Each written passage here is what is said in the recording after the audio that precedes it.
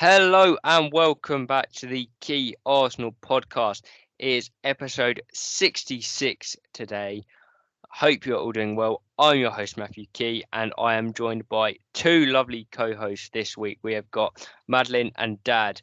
Madeline, we'll start off with you sporting your nice little pink shirt there you've just bought. How is it? How's it? You like it more now? It's lovely. It's all my 7-year-old Arsenal fan dreams put into a shirt. That's what we like to hear. Dad, I know you weren't such a big fan at the start. Has it grown on you slightly now? You've seen your lovely daughter wearing it, and of course, we've got a 100% win record in it. Well, what more could you say? We've got a win record in it, and my daughter always looks lovely, but she looks even more lovely.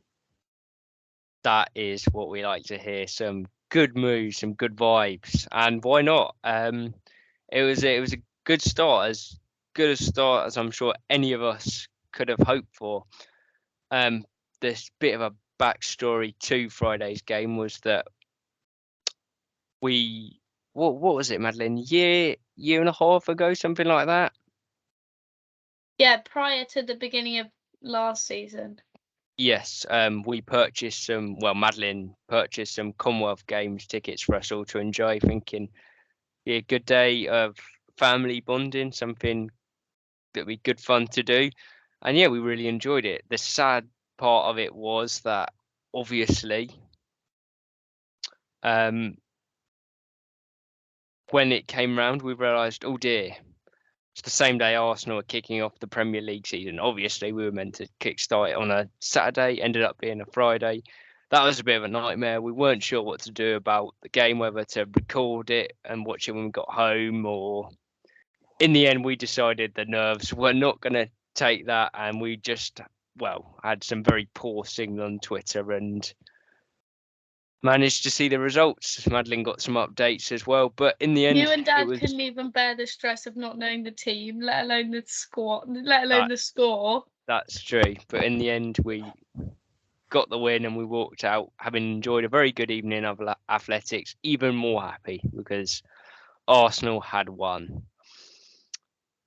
But yeah, Dad, you wouldn't quite say it's a statement victory. You see teams like City and Liverpool, which is ultimately the level we're trying to get. For them, it's just any other game. But for us, against Crystal Palace, a team that we have notoriously bad record against, that was a good win, wasn't it, to kickstart the season? That was a good win, important win. Don't quite go by all the nonsense spoke about at Brentford last year, although we did get bullied, but you have to look at what was going on at the time.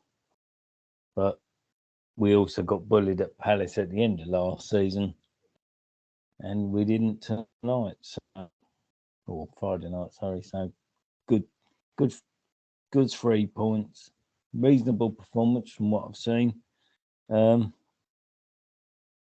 Just nice to win the first game of the season. Yeah, obviously that game against Brentford is probably something now that will always get talked about. Certainly for a very long time. But notoriously, Madeline, we do tend to have quite a poor record at the start of the season, especially away from home. How nice was it to get that win and sort of a bit of that to Sky, because they knew what they were doing, didn't they? Friday night under the lights against a London team, it was almost like deja vu with how they'd set it up. We made them look a bit silly in the end by doing a pretty professional job. Yeah, I'm looking forward to Sky's analysis on Lisandro Martinez as they pick him apart the way that they did Ben White against Brentford last season. No, as you say, Sky knew exactly what they were doing, and it's definitely a game. Well, we came away from there last season with a 3-0 loss, and we talked about it on Friday. We couldn't actually remember the last time we'd won away at Palace with a crowd, obviously COVID being a bit of an anomaly. I think we deciphered it was Alexis Sanchez, who, if you want to know how long ago that is, he's now joined a flurry of ex-Arsenal players to play for Marseille. So yeah, I think it was an important win, important to go out first game of the season and get 3 points. And I think especially in the first half an hour or so, we did look really, really good. And obviously then with the hindsight of looking at results from the weekend, Liverpool didn't pick up 3 points. This isn't me saying we're competing with Liverpool for the season, but you can see how difficult the opening game of the season can be. I'd argue Palace is a harder place to go than Fulham. Not sure too many Fulham fans would even disagree with that. And obviously, if we look at maybe Spurs as our main competitors, they picked up 3 points. It was very important we picked up 3 points. Yeah, absolutely. Maybe a bit harsh what you say there about Fulham. Obviously, Palace is notorious for having a good atmosphere, whereas obviously we know Craven Cottage notorious for being a very dry pitch, which makes it extremely difficult to play on. That's something we can't forget. The notorious Craven Cottage dryness of the pitch, always a difficult place to go. So, Dad, just based on what Madeline was saying there, and based a bit, I suppose, on the reaction from people afterwards, maybe a bit surprised with the manner of the performance. Do you think, is it too far ahead of ourselves to say it's a new Arsenal that we're watching, or perhaps an old Arsenal? If we go back to when we were very good at going places like Palace. I'd have to say, for me, you've got to go a few more weeks. You've got to go to a few more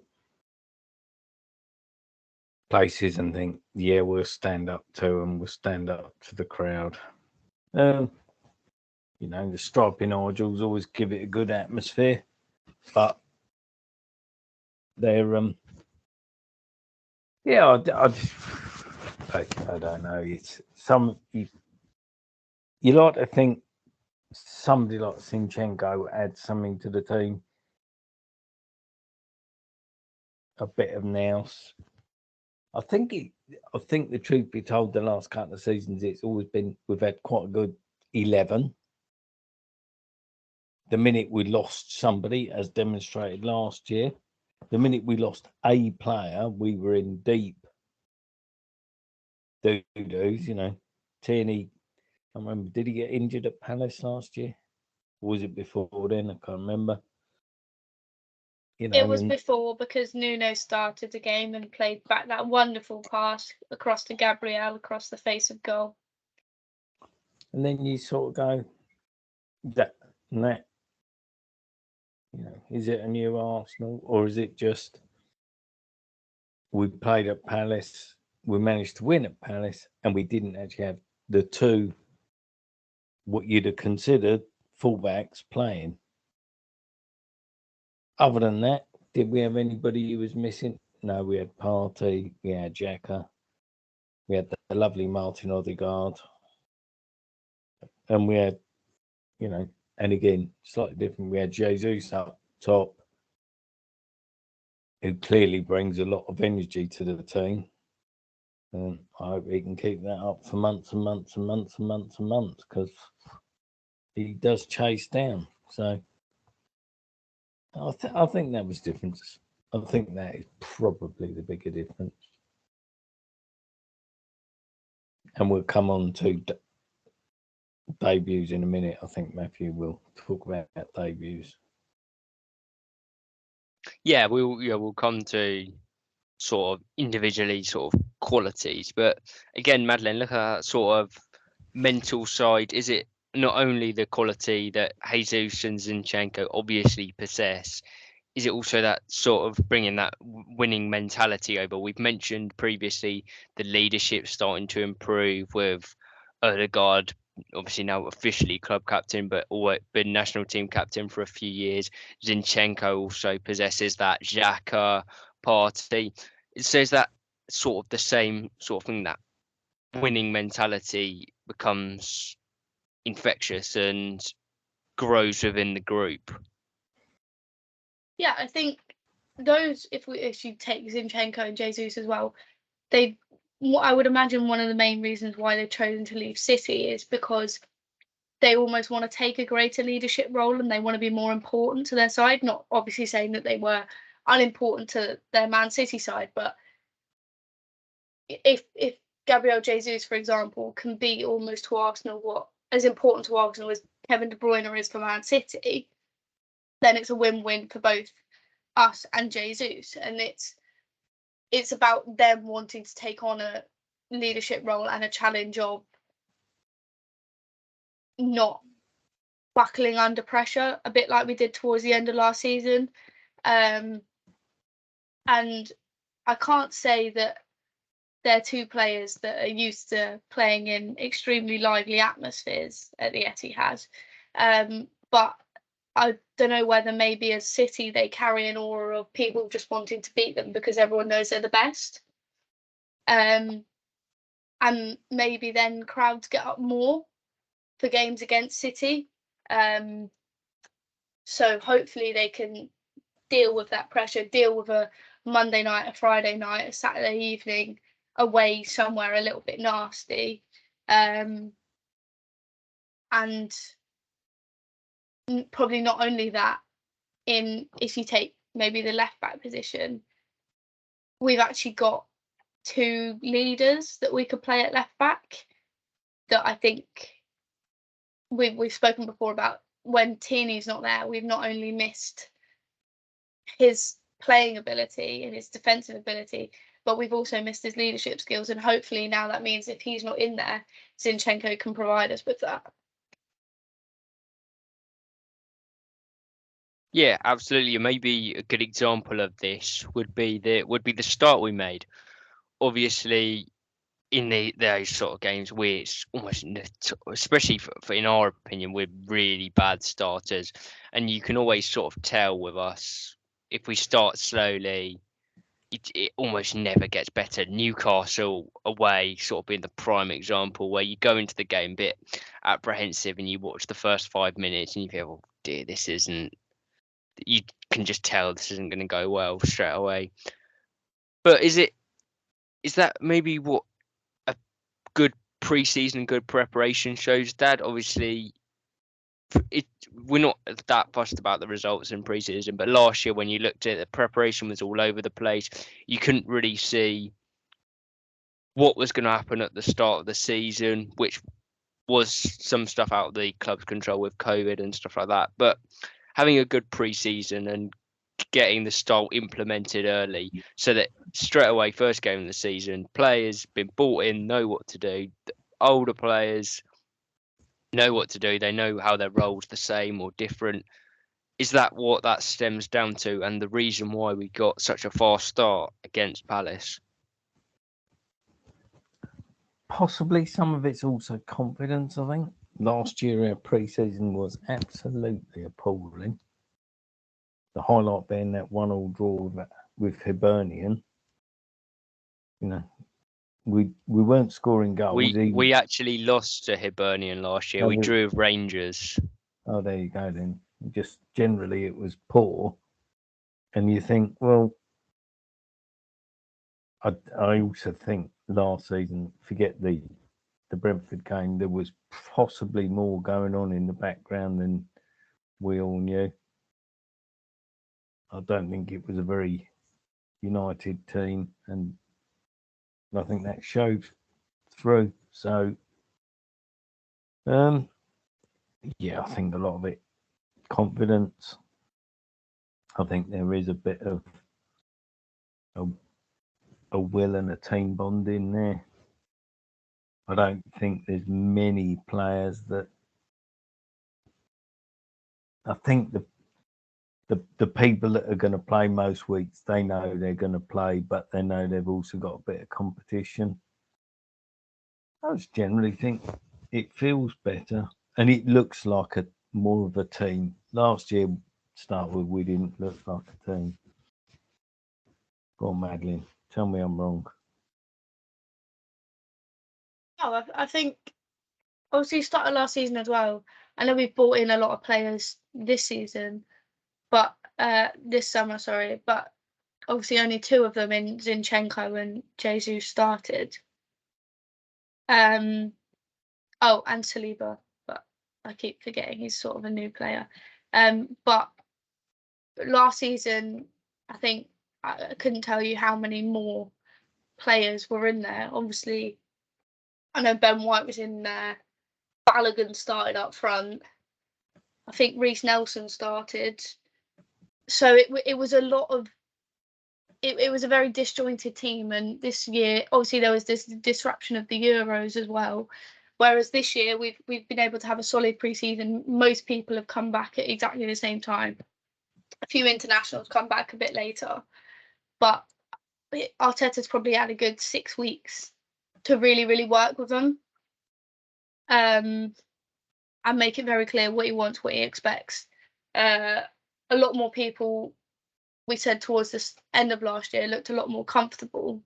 That's only going to feed into this year, and only having to make a few altercations this year as opposed to the squad overhaul we had last year, I think also makes a massive difference for players and coach alike. Yeah. Yeah, absolutely. So we get off to a great start. Martinelli misses chance, which, let's be honest, is going to be right up there at the end of the season with misses of the season. Normally they cost us, didn't, luckily, the other day. I reckon Mum would have scored that one.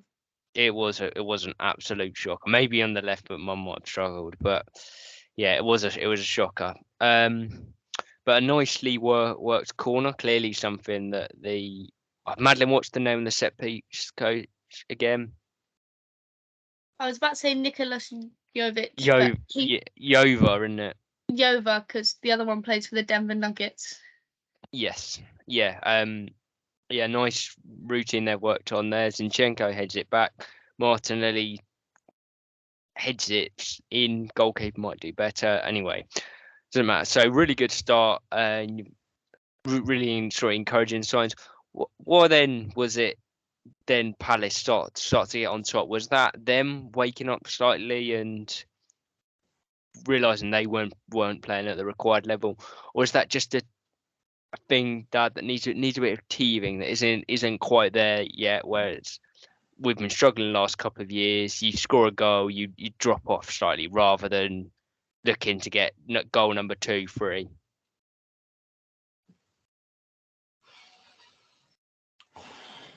We do have a tendency to drop deep when we've taken the lead. I think it's probably also Palace have woken up having gone 1 down. They're quite they're quite lively as a crowd. It's probably a combination of things. I think it's a combination of things. I do still think we have this tendency to drop deep, which I don't always like. And I have this thing of I wish we'd put our foot on someone's throat when we get 1 up. Not always as easy as just saying do that. So, yeah. Is it maybe just something simple down to a lack of fitness? Obviously, you work on it in pre-season, but it's that match fitness that really counts, and maybe a bit of subconsciously trying to leave a bit for the end of the game, just in case you don't get that second goal and you face a real barrage. Then could be some of that. People forgetting we've now got 5 substitutes.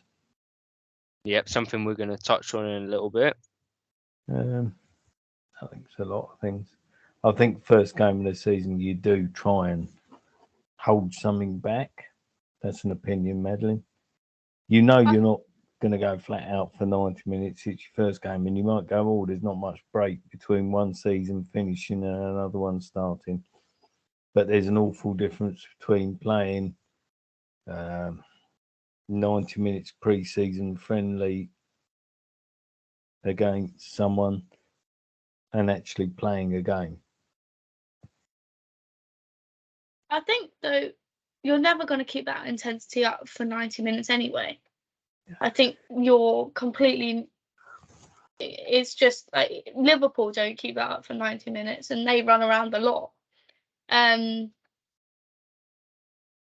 So I think probably the important thing is, and although it's not good that you take a step back, etc., but the important thing is you get the goal up and you have something to protect. And clearly we've got enough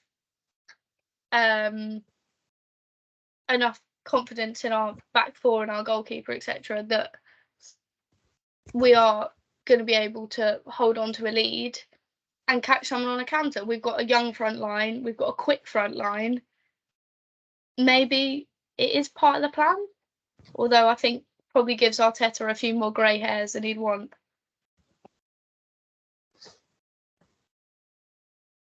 Yeah, maybe. Well, we did come under the cosh a bit. Ramsdale made very good save back end of the first half from Edouard. Save he shouldn't have been able to make, but equally a very good save. And then start the second half again. Palace come out quickly. Maybe that's when you'd expect that more, when they've sort of Vieira's got into them. I don't know if they made any changes, but got into them a bit. Blaine gone over the plan again, how he thinks they can get some success. Start quickly again. Edouard misses another one. Good save, Ramsdale by his feet. But we managed to hang in there, Dad. And maybe this is what the difference is that we're talking about, is that on another day we keep dropping back, keep dropping. Eventually the goal comes, but we didn't look to do that. We looked to still provide some sort of threat on the counter attack. And in the end, we've scored a really nice goal with about 20 odd passes, which has ended slightly fortuitously. But Saka's got in the right position, got a good ball in, and the defenders had to get something on it. It's just happened that it's gone into his own net. Yeah, I mean, I think we are quite good on the break now. Nice. I mean, any goal we score is nice. I like any of them. So, Ramsdale, I thought the save he actually made with his feet was the one. The header, yeah, I think he made. It was a good save. Didn't think it was outstanding. The save when he's come out and he's blocked it, yeah, I think that's a better save. Maybe the boys were just thinking he's getting his money too easy this week, so we'll make him do some work. Yeah. Don't know. Go on, Mads. I think when do you expect to see the best of the side? Is it first game of the season, or is it 20 games in, or whatever? I think it was generally, for me, mostly positive signs. No, I don't think you're going to get many performances that are perfect. And I think if someone had said to you, Palace away 2-0, I think we would have all taken it. Might have even doubted whether it was a 2-0 win or a loss coming our way. But no, I think as a performance, you'd probably give it a solid 7, 8 out of 10. And lots to build on, lots to be happy with, I guess. Yeah, absolutely. Ultimately, it's all about getting the 3 points, and going to a tricky game like that, it's always one you fear slightly, but it's one out the way. And Dad, I'm sure you'll be doing your charts again, updating them, and that is certainly 3 points that we didn't get last year. And as you rightly said the other day, Madeline, we only managed to get one the whole of last season. So unfortunately, Tottenham managed to lose to Southampton at home last season, so they've got 3 they didn't get last year. But that's how it goes, sort of those swings and roundabouts. Right, let's get stuck into some individual players then. And I suppose the obvious one to start with is Mr. Saliba. Man of the match. Debut's been a long time coming. Debut that's been highly anticipated. But looked assured straight away, Dad, and maybe that's a win for Arteta. These sort of I told you so to lots of people, really, media and fans. Well, he certainly played over the 3 seasons, and Arteta the first season Emery was still there, but he certainly played a lot more games in the 3 seasons than he would have done. There aren't many 18-year-old centre halves come into the English Premier League and do well. So, maybe a bit of game time was what was needed. He did look calm. I'm sure there are bigger tests to come, but 1 or 2 months. Was it a tackle on Zaha in the penalty box? Very calm, good tackle. He's come out a couple of times with the ball. Looks good on the ball. He looks like he's put a few pounds of muscle on since we first bought him, which will stand him in good stead. I thought he looked quite good.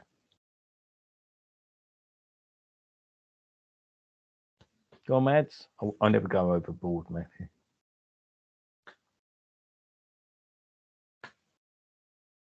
I think I'd call it a comfortable performance. He didn't. I've watched many an Arsenal centre back over the last few years look hugely out of their depth against Wilf Zaha. Also, big up Ben White, who did 80% of that game have Zaha in his back pocket, and I've seen him have a lot of stick.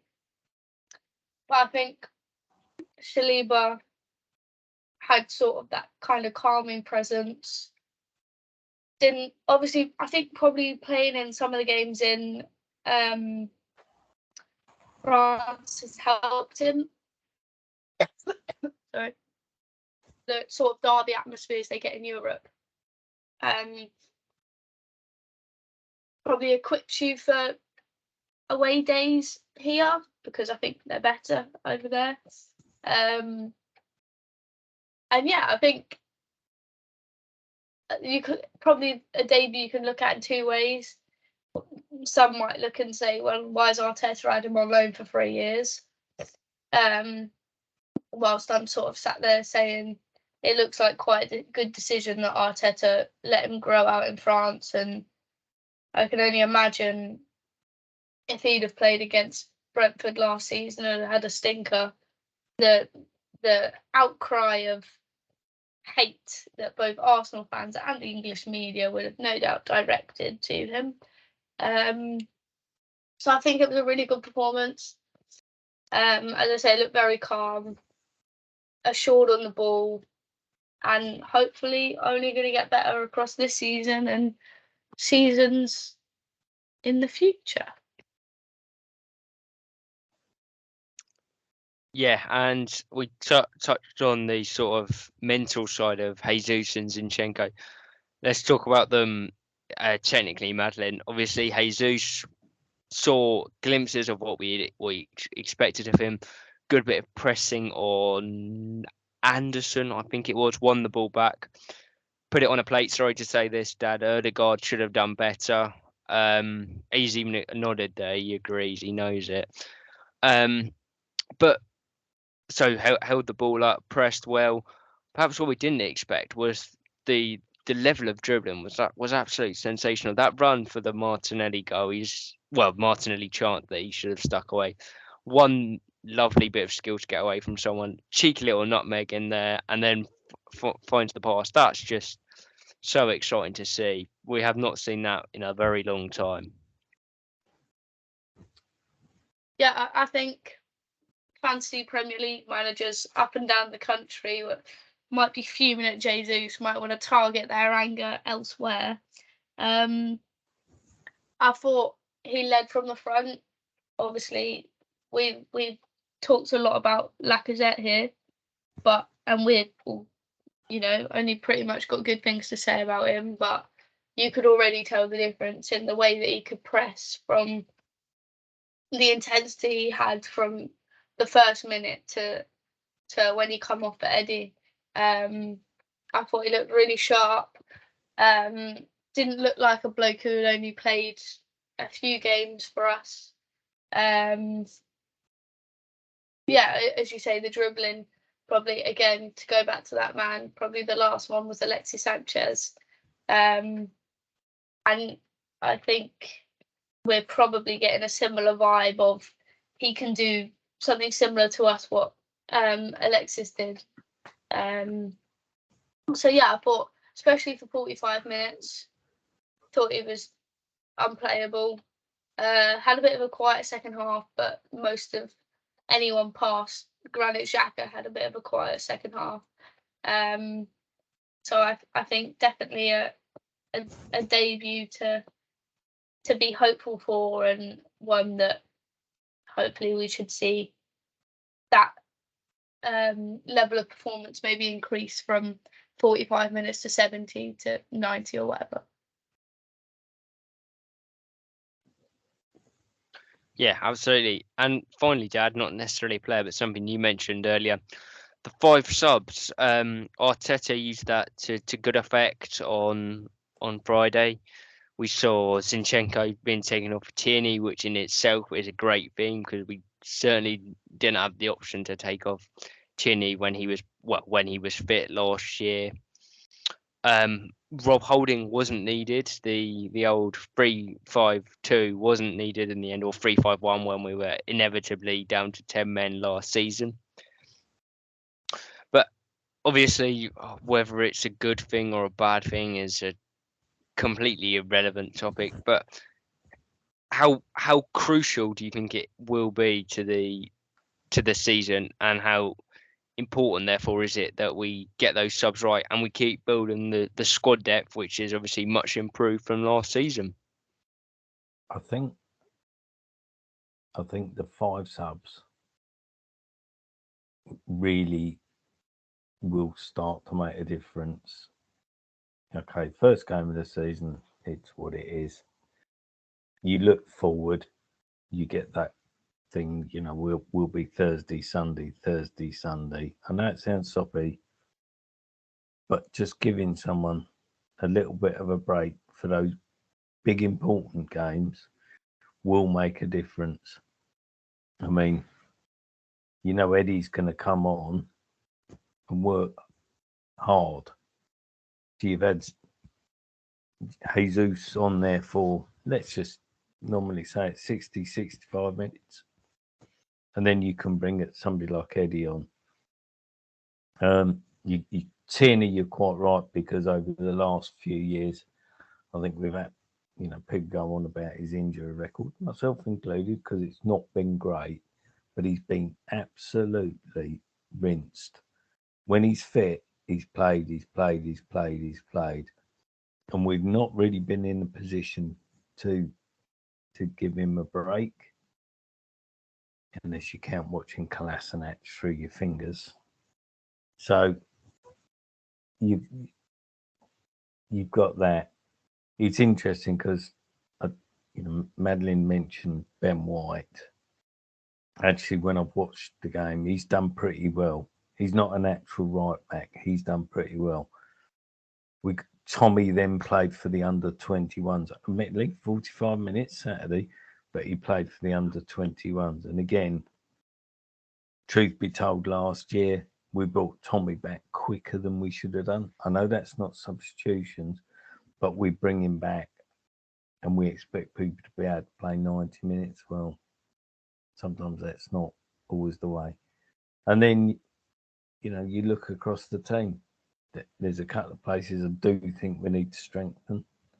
I worry about Saka playing game after game after game after game after game, and basically playing most of the game most weeks. But you've got, if you can get a couple more options in there, it would help.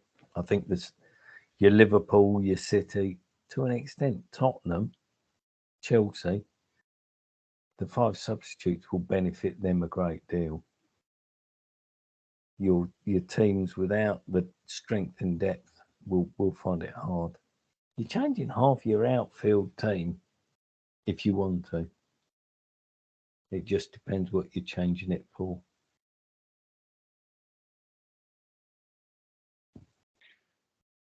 Yeah, absolutely. We'll have to keep an eye on the transfer. No, nothing too much, not too much activity. Although it does look like we're moving a couple of players on, which is obviously good. We discussed that last week. We'll have to see whether that gives us enough time to then bring in a couple of more introductions, because that would be lovely and that would really sort of top off what has been an excellent window. So yeah, hoping to do that and say a good start, a good solid start, and we couldn't really have asked for much more. And we go go back home at the weekend, hopefully confidence high and hopefully able to get another result. Leicester are the visitors. Madeline, I'm going to start with you. We're going to have a new segment here. I'll just explain it very quickly. Is that Madeline? Congratulations to her. She managed to win our fantasy league last season. Very good season, but I think she did the double actually. I think she won the head-to-head and the normal league. So fair play to her. And Earned even more myself a cheeky 40 quid in the process. yeah, well done. And of course pride, which you can't buy. But fair play to Madeline is because she won last season, she has decided that she's going to sacrifice her team by filling it with players notoriously good against Arsenal. So she had Zaha in last week. Obviously blanked in the end. Had a good game by all accounts, but didn't get the goals and assists that he normally does against us. So Madeline, just want you to talk through what the plans are for this week. Which Leicester players will be going into the team? This week it's a difficult week. Leicester have got a few players who are notoriously good against Arsenal. No one can forget Jamie Vardy's record against Arsenal. It's a joke. So he could go in there. Potentially Yuri Tielemans could go in there because there would be nothing more Arsenal than the man we've been linked with all summer scoring against us. And obviously James Maddison, who it was a similar story last week. At the moment, Jamie Vardy is the front runner. At the moment, he looks like he's going in for Neil Maupay, who didn't start for Brighton, another player everyone knows always plays well against Arsenal. And it wouldn't surprise me if he stayed at Arsenal just to pee us, stayed at Brighton just to pee us off for another season. So yeah, it was Kasper Schmeichel was also a front runner, but obviously he's now left. So I think Jamie Vardy, and with Harvey Barnes' injury as well, he's out of the question. So I think it will be Jamie Vardy.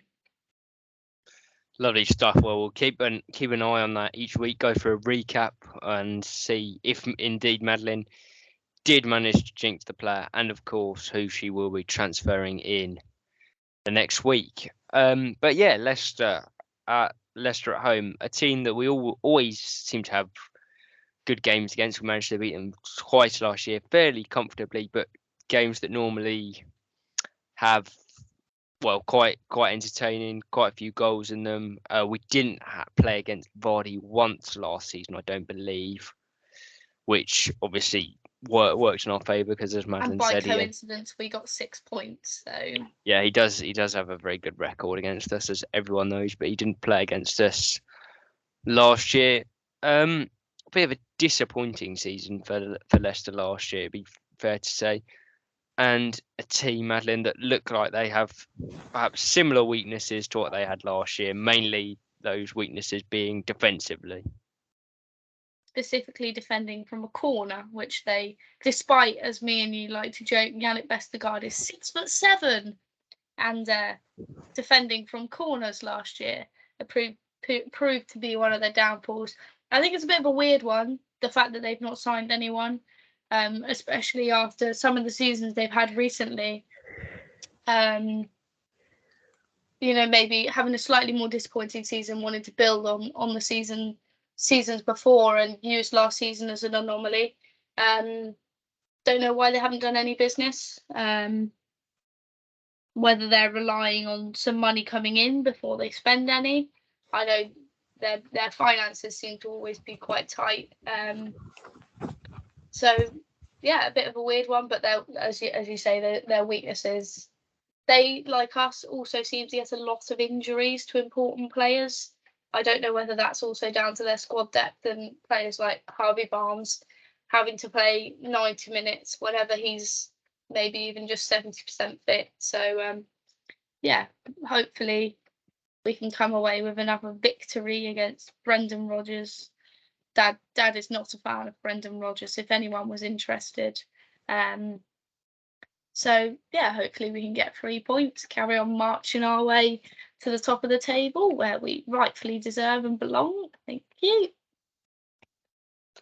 Absolutely. And just before I come to Dad, are you looking forward to going back, Madeline? Looking forward to, well, seeing some of the improvements firstly to the stadium. That'll be Well, exciting. yeah, New I was gonna. screens have been installed. Yeah, that's But actually yeah, about all they've done over the summer. They've yeah, only just started redoing the bit round the side where the old legends were. So Dad's photo this year is literally going to look complete. I could take it from anywhere, and I don't think he'd know. So yeah, but obviously very excited to be back at the Arsenal. I feel like I haven't really had a break from football after lugging my family up and down England to watch the Euros. But no, very excited to be back at the Arsenal, back in the pub prior to the game, I've no doubt. So yeah, hopefully it will be a slightly better day out than last year's first home game of the season was. we won't mention that. But yeah, you're right with the improvements. It's almost like we're making a signing. It's taken so long. It's gone from being completed in the summer to being completed in January. So I look forward to seeing that at the start of next season. Dad, for you on Leicester, Vardy, obviously, as we said, the main threat to him. Does that make it another interesting test for Saliba? It does. A different type exactly of striker to come up against. You know exactly what he's going to do. He's going to play on your shoulder and look to run in behind you. Like Madeline says, it would be ironic Tillemans having spent all summer being linked with him, and Maddison, I'm not a great fan of Maddison personally, but he's got ability. Yeah, they're not a bad side. I'm not a big fan of Brendan, but I think he's not a bad coach. Kasper Schmeichel not being there, well, he normally manages to pull off one worldie against us per game, so no doubt Danny Ward will take his place. But we should hopefully win. And like I say, they don't seem to have bought anybody so far. So we should know what they're all about. Yeah, it's perhaps not as difficult a game as it perhaps previously has been, or certainly maybe that's because they've got slightly worse, or maybe that's because we're more confident in ourselves now. But either way, you look at it now, and without sort of jumping too far, Palace is obviously a very difficult game to start with. But you look now, Leicester, Bournemouth away, Fulham at home, Villa at home. It's a real chance for us to end up with five wins out of 5, because it's not only a great start to the season, but it's games now that we should be expecting to win. And as we said earlier, perhaps Palace isn't quite a statement win away, but certainly getting those first 5 on the board and putting in a really good start to the season is that marker down to teams that we're gonna be very competitive this year and give any team a really difficult game.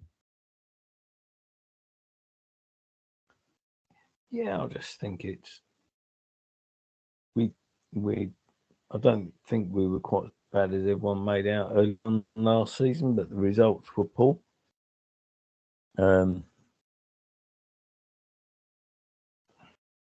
Getting a good start makes a difference.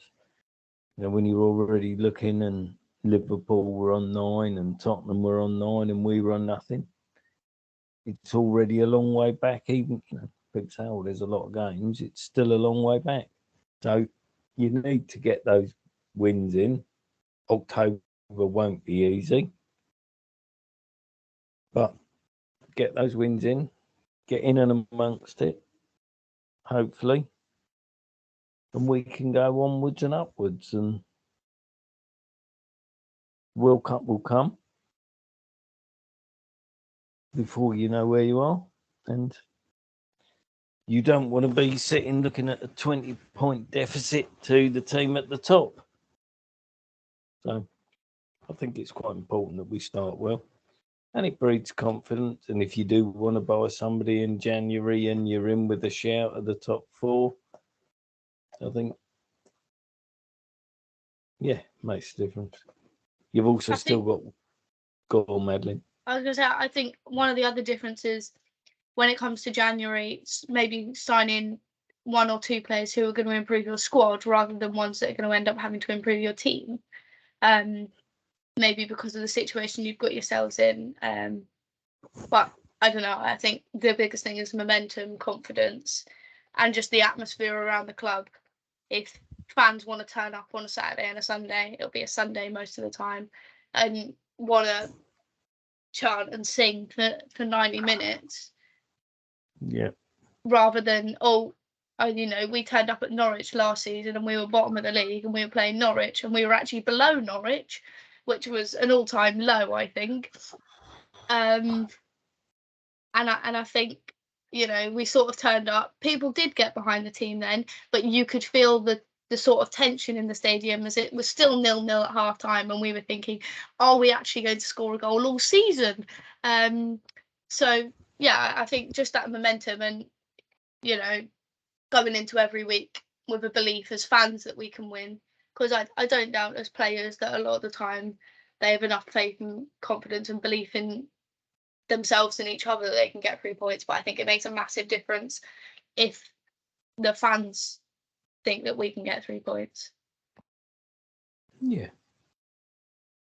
absolutely. And as you sort of alluded to there, Dad, the sort of cliche of tale of two halves, well, season of two halves has never been more relevant than this year. And as you say, there's January transfer window could be crucial because you will have a great idea where teams going to finish, and it is almost sometimes you almost only looking to get a couple of players in, but I think the January transfer window this year could end up being really crucial.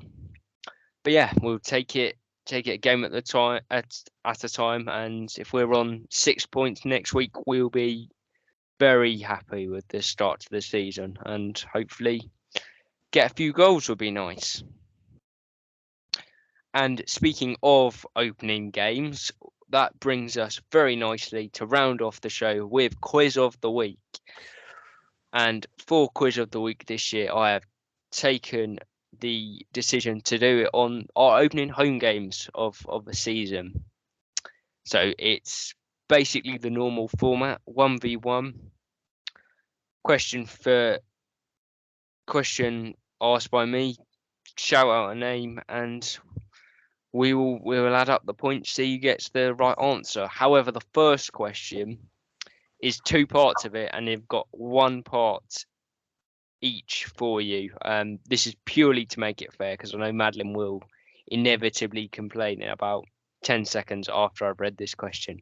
But the first question is, our first game at the Emirates Stadium, competitively, was against Aston Villa in a 1-1 draw. Now, Dad, I know you were there, and this is why I've split into 2 parts. Dad, I want you to give me the name of the Villa goal scorer, because they went 1-0 up.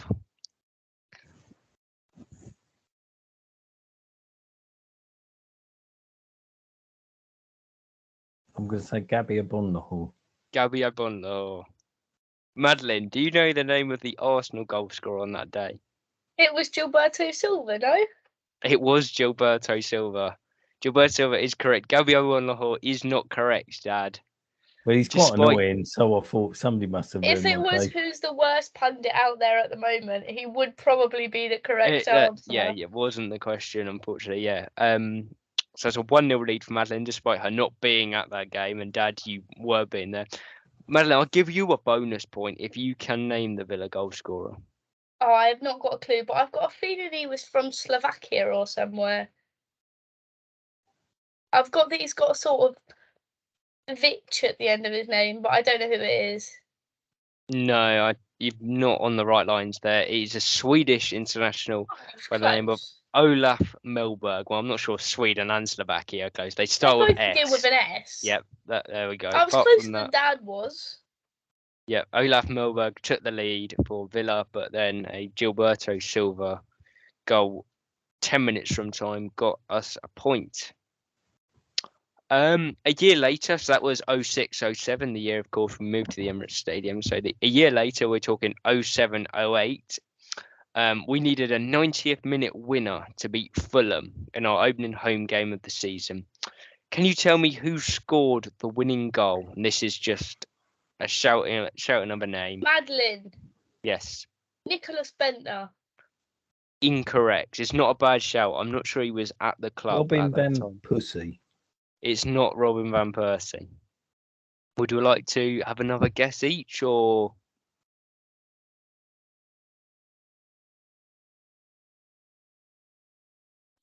Cesc Fabregas. That was my It's next not Cesc Fabregas. Madeline, you've got another guess. And then if you don't get it, I'll tell you the answer. one. I can't even picture the kit. That's an issue. Carlos Bella. Carlos Vela. He's a great shout. He did actually score once against Fulham. It's not the correct answer again. I think it's a couple of years too early.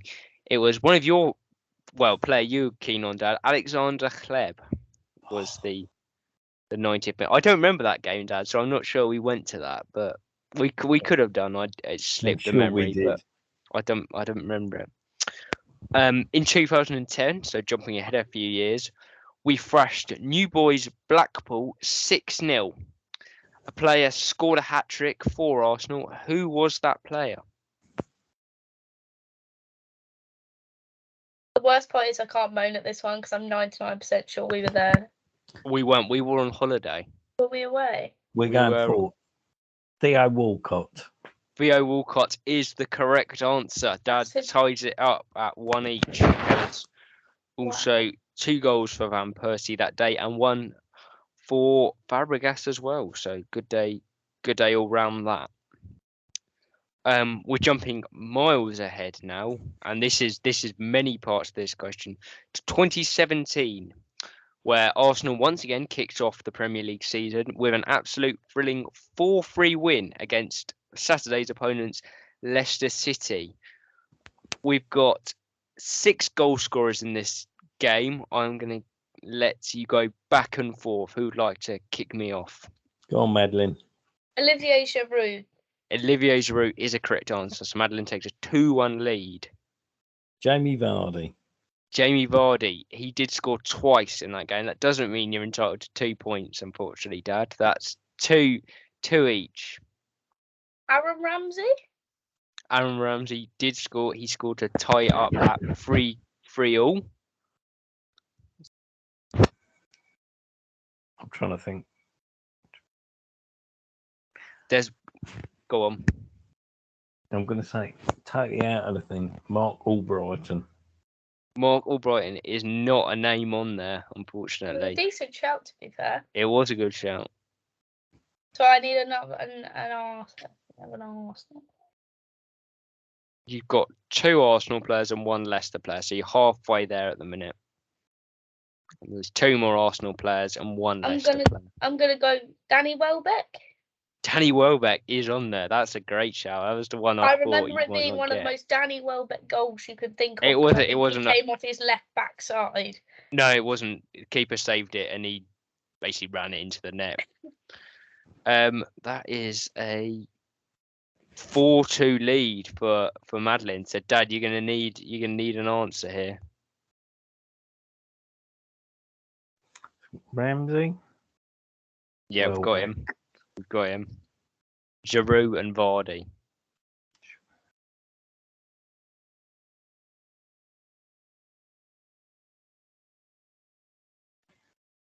I'm looking, and I'm thinking who was in the side at the time. This is hard because I don't think we watched this game. No, we did. Did we? Yeah. I've got a shout for another Arsenal player, but I don't know if it's right. I know he played. Your last guess, Dad, and then Madeline gets 1 more.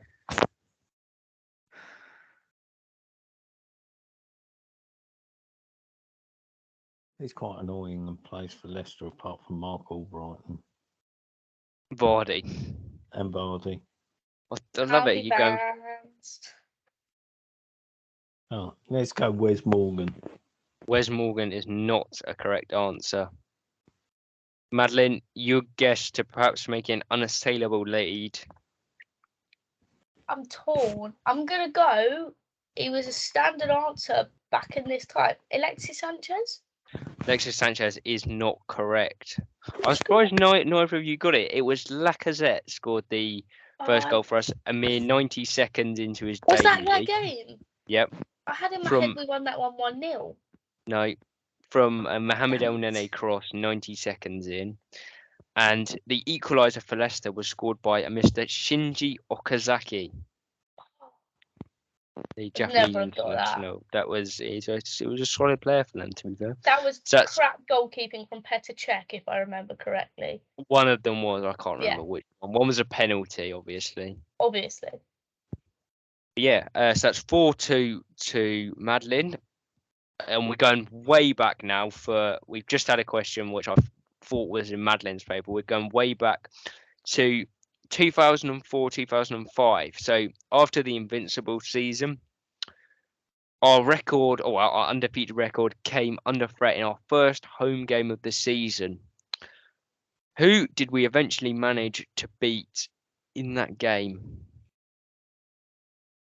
And there's some bonus points after this question, but I'm looking just for the opposition team.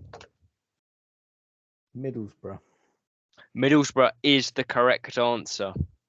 You knew that as well. Oh, Dad's beat you to it, so it's 4-3. Could we in for a thrilling conclusion here? Can you remember the score of the game?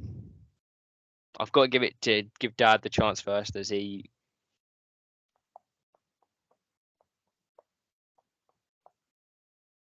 I'm gonna go. Yes. For 3-2 to us, obviously. 3 to us. You can see the smirk from Madeline there. She knows that's not the correct answer. Do you have the correct answer, Madeline? Was it 4-2? Madeline's also missed out on the correct answer. It's 5-2, isn't it? It's not. It's 5-3.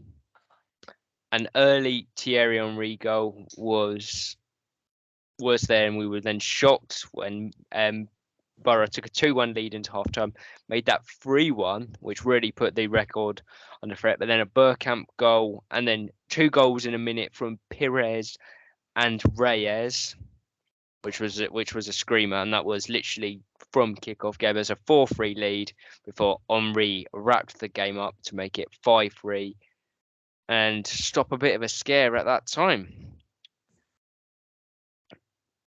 But that was 4-3 that Madeline has won the opening quiz of the week for the season. So Dad will have to see if he can get his revenge next week. But yeah, that's just going to do it for us today. Good episode. We've dissected the Palace game, looked ahead to Leicester, and finished off with a nice quiz, which I know you all enjoy. But yeah, thank you very much for joining me. Hopefully we'll have more good news to reflect on next week. Thank you. And yeah, so thank you for joining me.